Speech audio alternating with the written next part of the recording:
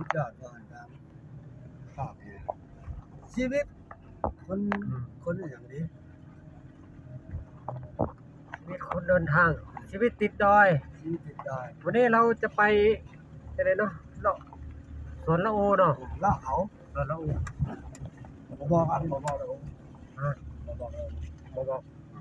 บอกไปแล้วนี่อืม มิสเตอร์อูสายโลอูสายแมวประพงสายนี่นะตั้งแค่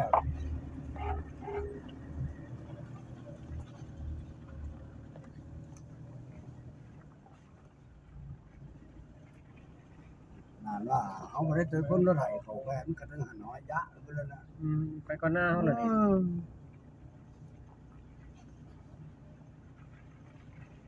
นี่เขาก็จะปุ๊นี่ของนางนี่มันงามนางเลยขิงนางนี่ขิงนางขิงเลี้ยงนาง มาดังปีนี้นะ บดังเดี๋ยวแกไปเจ้านี่ก็ได้เต็มพอนู่นตอนนี้บอกลิศว่าละ ลิศว่าอันหนึ่งตามกูลูกบอกเลยเจ้าเน่าได้เป็นเรื่องนั้นแต่ฉันน้อยน่ะการเนาะการเนาะผมก็ไม่ได้มาเนาะมันเนาะการหูแก้วหูหัวกูมามันก็มา สั้นก็รถไถแหละ โอ้มาปีละปีชื้นละปีชื้นละ เล็กกว่านะพอดีนะ ดูนี่ขิงนางนี่มันจานได้หลายละตายอ้องไหล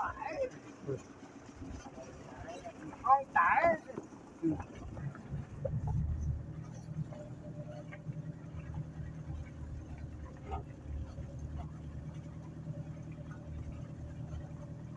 ใช้งานมันมั่งอาจารย์ไปกินภาษีทำไมเนาะมาเดือนนี้กำลังให้ชะตัดนี่2 เดือนมันนี่นะได้ฉาบนี่ใช้เขาให้สายนี่นะ นี่นะ ถ้าแกมันจะใช้เขาให้แต่ละหู้หู้กินเลยป้ายาเนี่ยนี่กินหนูตั้งลุง ต่างลุงเนาะ เนาะกินนี่ประจักษ์หานะเนาะนี่ก็กำไรนักล่ำเพิ่นก็เลยระยะชะกำข้าวโพดต้นทุนถูกเงินเหลือ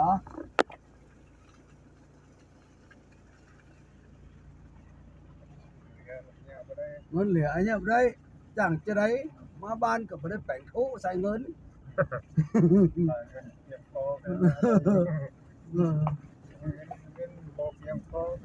งพอจานจานก็ได้นะnóก็ได้ทำต้องไปทำเตี้ยไอ้บ่ได้เตี้ยนะจานเป็นรถน้ำหมูอยู่นะ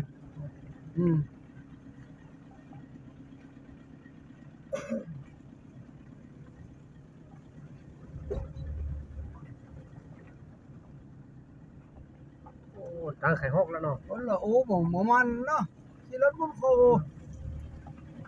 แล้วบอกกับหลวงเก็บเงินเปรี้ยวตามซื้อสวนละอู้หน่อยนึง กับเปรี้ยวกว้างเนาะตัด นั่น นะ นั่น ตัด บ่ได้กินนะไอ้กันเด้ ตัดตัวถึงบ้านเก่าดีเขาพัฒ นี่ นา มันเด้ แค่ซองละกี่ เกี่ยวมาหาย แค่หายบักแห้งก็มัน มันบ่รู้ตังมันบ่รู้ตังนี่ ตัดกับกว้าง มันต้องเล่งแท้ๆกันเนาะ แต่ชงเฮาจำเป็นเองที่นี่น่ะ เออ เอาระวังยางนะเวลาเตะมันเป็นคมนี่นา มันลัดกว่าข้างยางเอาไปเลยกลับไปดีกว่า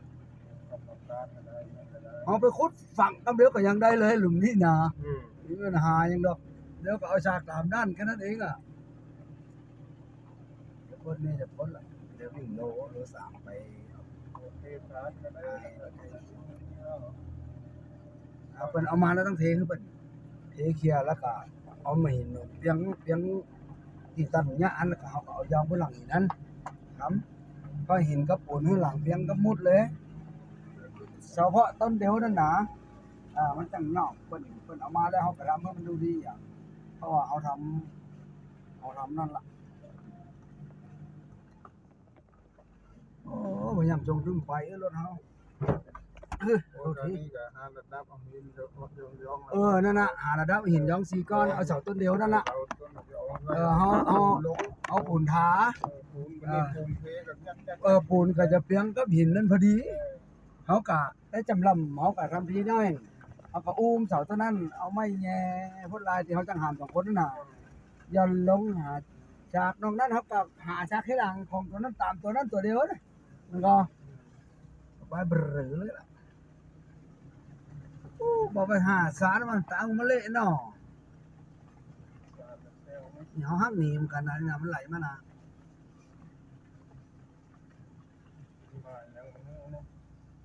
มาวันฝนตกรถไถบ่ก็เอาสารนั่นน่ะใจแก้วแล้วแก้วน้อง สันส่วนมันอยู่ตรงไหน ก็บนเฮาแปลงบนแปะบน เอ้า แถมส่วนหนึงอ่ะอยู่นี่ส่วนยางเลยแล้วลูกเอาเมียมีลูก2คนนั่นน่ะคือสิ่งที่น่ากลัวคือที่นี่เวลาเฮาฮักแล้วมันเป๋ก็ใส่เนี่ยเนี่ยแบบเนี้ยป่วยสุดแล้วนะครับ คุ้มตลอดนะเนาะ เป๋จะเนี่ยครับเร็วบ่ได้มันเป๋แล้วยุ่งติดเจ้ากันเนี่ยยุ่งครับเร็วเลยก้นขวางเลยฮะเหรอ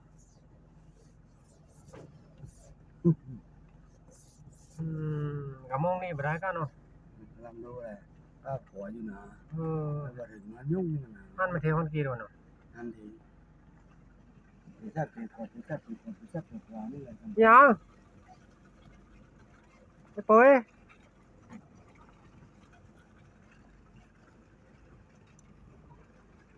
อัพปีกว่านี่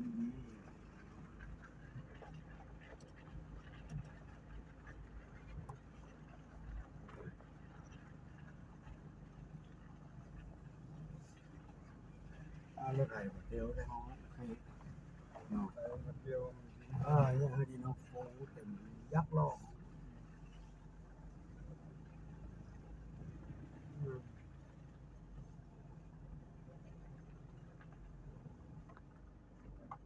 ่ขึ้นหายตะกี้ละ โอ้บ่ได้ขึ้นหน่อยมันมีแฮง ไม่มีแรง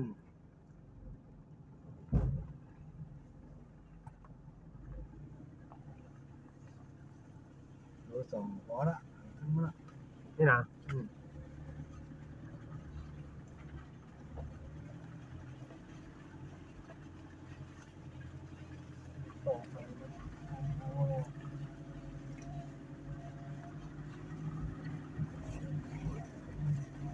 บ้านเฮามันได้รถคุ้มได้เนาะ สุดยอด ไปอย่ามาซื้อต่อนะมือสอง มือสองคะแนนมือสองคะแนนจริงจ้ามือสองคะแนนเขาเลยมือสองของผู้ช่วยชง ถ้าเรายังโหดทีมูมาเต็มจนฟังต้มอยู่น่ะเอาสองครับไปยังป้อนเขาก็เป็นเก่าบอกป้าลูกน้องครับเอามึงบอกครับลงมากูครับเองว่ะเอาก็ยำไม่ฟุ้งจะขึ้นข่อยจะเอานะใส่นะโอ้โหคุณพี่ท่าน มันห้าวตัวต้องหู้แห้งรถด้วยกะ นั่นน่ะแห้งตัวรถแห้งมาแห้งนี่ เราก็จะเป็นต้องยำไรเนี่ยนั้นแห้งรถรถเนี่ยนะเดี๋ยวพี่คำคนบอกที่เล่นแต่ฟังขนาดคนโจ๊กคนโจ๊กนี่กว่านะทางแห้งแซ่บ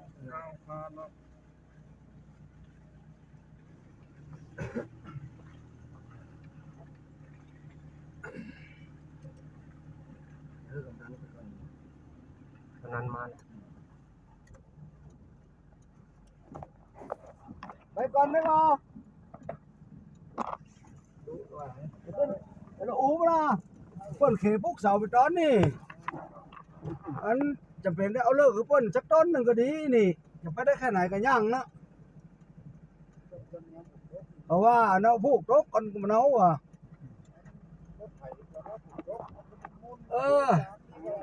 ดันมาวันนี้เห็นแล้ววะน่ะ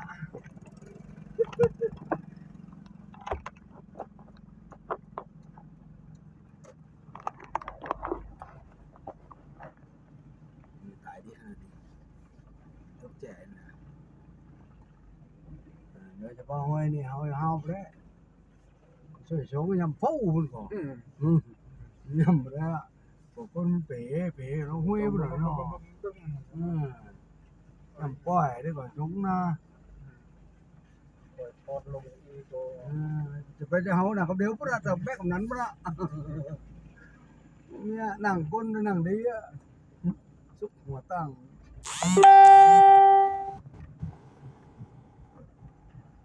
ลายแห้งลายสดนี่นานลายแห้งลายสด นั่นละแห้ง เลยแห้ง บดโรคในบดตาแต่ละแห้งเนาะ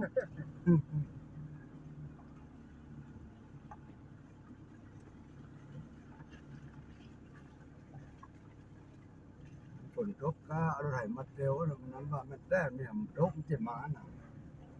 โอ้ชูเจ้าคูมกันลูกเขียนสมัยกันเนาะ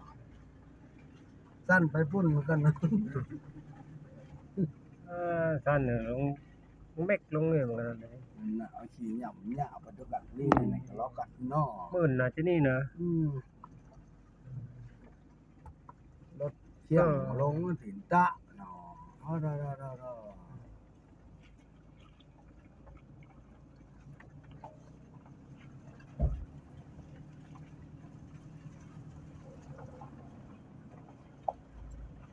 ไปแต่ก่อนนี่ม่วนขี่จะนี่นะ นะ กำลังห้าวเนาะ คือขนองคือขนอง เดี๋ยวนี้นะบ่ไข่ม่วนแล้วละ นี่เสียว เสียว เสียว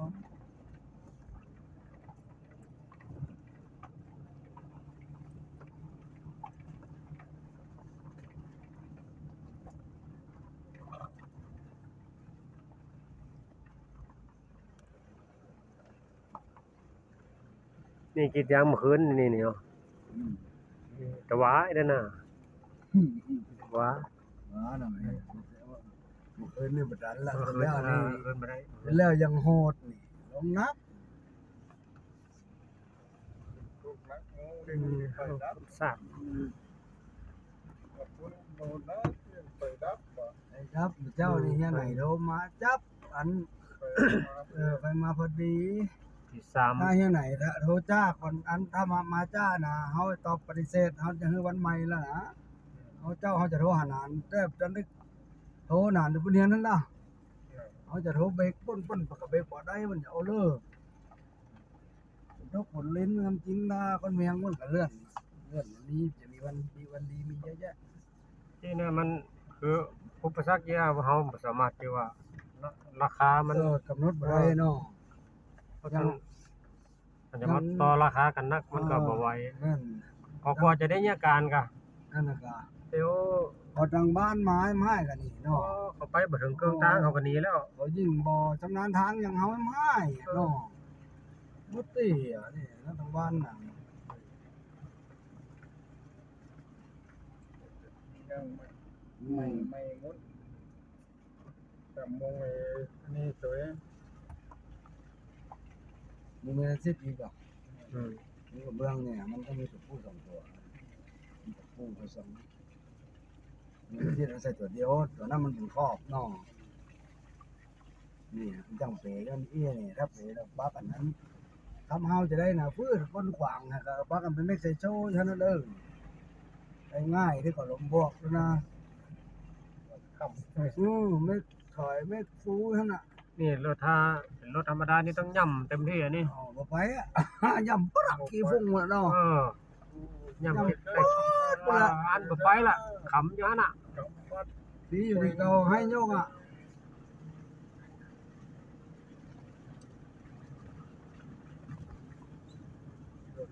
ไปเอาละโอ้ด้วยกันกินละกินข้าวหงายอยู่ เดี๋ยวจะวันกันนอนปะนะรอจังหวะแหกดีๆกันอ๋อนี่บ่ได้นี่บ่เจียนี่บ่เจียสั่งให้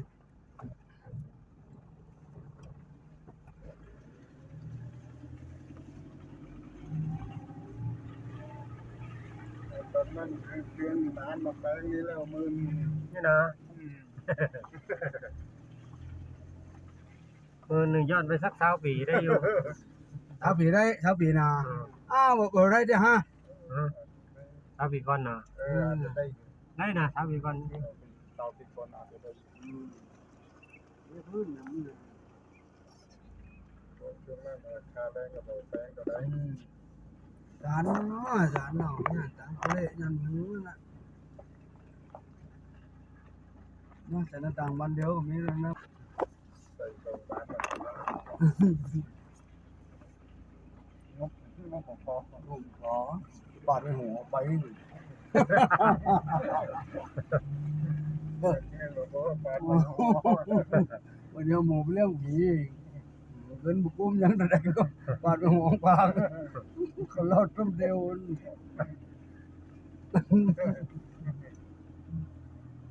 ดูกันเตอะมีกับมือก็ได้ว่า ปาดก็ หมูเป็นหัวมันยังชื่อได้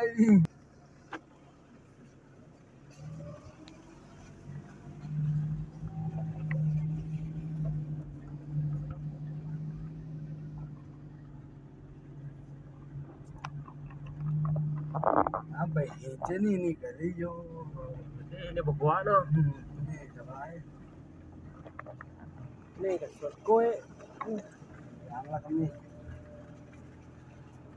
เจ้าอีทีมเอาแปลงขนาดนัก7 ปันเลยแน่ก็นี่นะ ไม่ขายหรอ ขายแล้ว สุดท้ายขายไปตัวได้ก็ 200,000 200,000 ปลาย207กว่า บาทแล้ว เรื่องฟ้าที่ดินร่อนแล้ว นี่โซดาโอเคริ้วผมว่า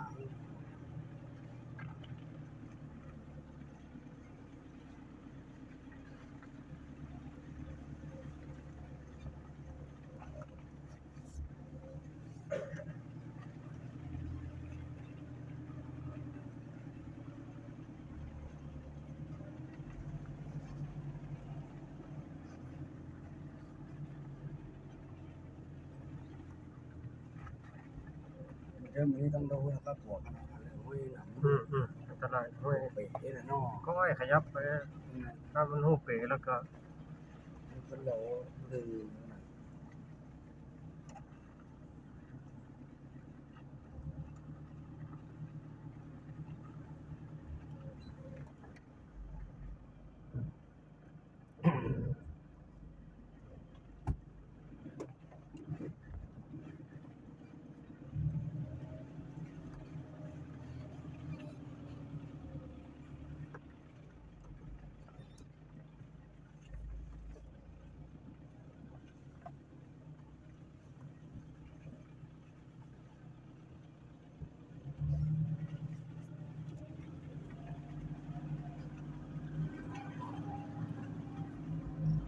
ประมาณตั้งอะไร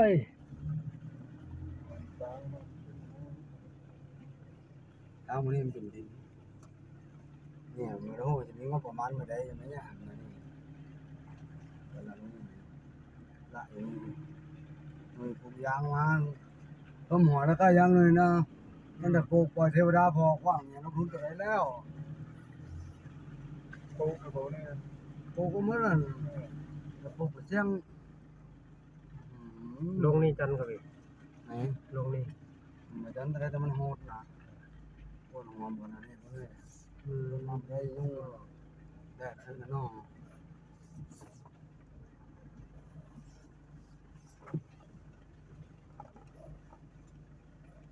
คือสิ่งที่ข้ากลัวที่สุด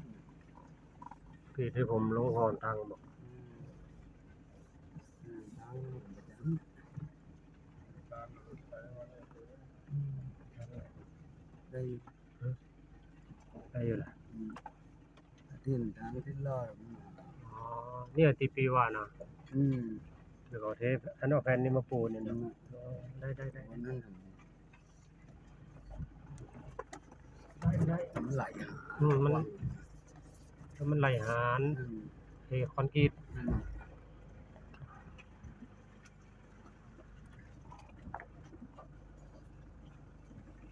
คือมันไหลขึ้นแต่ฟังได้บอกว่า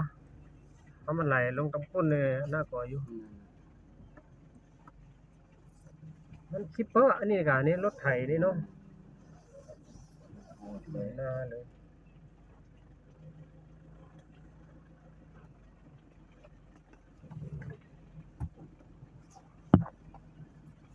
มันเต็มล้อ